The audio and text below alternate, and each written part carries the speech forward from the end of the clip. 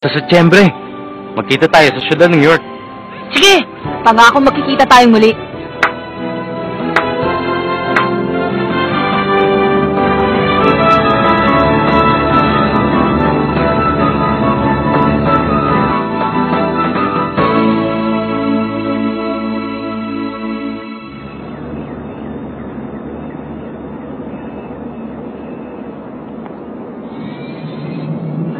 Ngayon ay biglang dadalawa na lang tayo.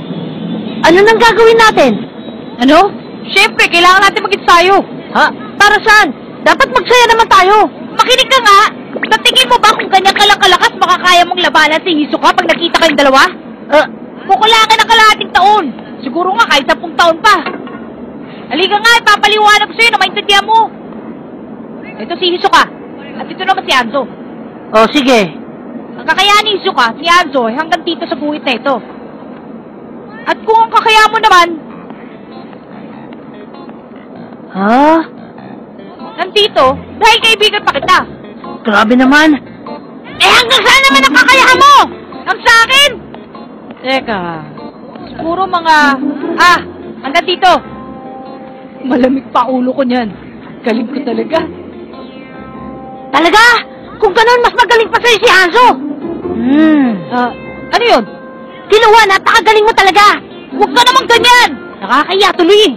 Alam mo, hindi ko masabi ang pinagkaiba ng kakayahan ko sa ibang tao. Ikaw talaga, ayos lang yun.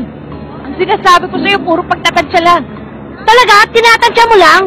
Pero alam ko namang nakukuha mo kung anong ibig ko sabihin. Habang nadadagdagan ang karanasan mo, lalo kang humuhusay sa ginagawa mo.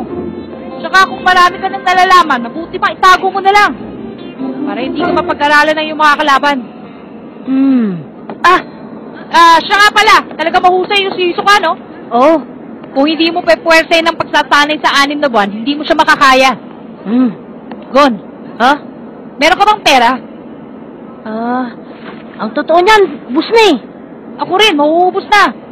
Meron akong alam na makakasagot sa problema natin. Ha? Tignan mo, yun o. Makakapagsanay ka ng mabuti para sa pag-aarap niyo ni Hisoka. Kikita ka pa ng pera. Puntahan natin lugar na yan.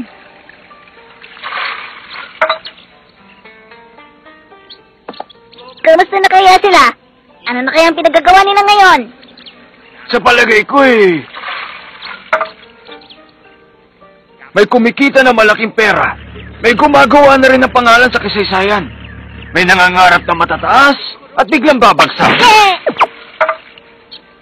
Iba't iba ang mangyayari sa mga aplikante. Pero isang bagay lamang akin nasisiguro.